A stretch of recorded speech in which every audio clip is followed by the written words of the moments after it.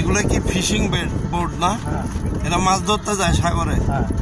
এখন এখন যাবে না, জোয়ার আসলে যাবে। জোয়ারে এখন আসে, কাটা লাগলে। ও আচ্ছা।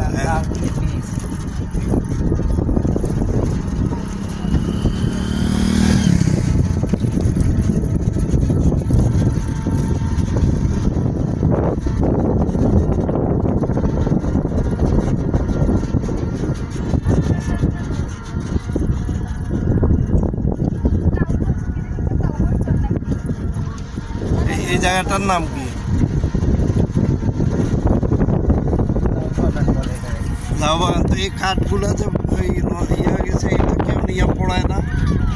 সরকারি মাল ও নিলেও সমস্যা আছে, সমস্যা।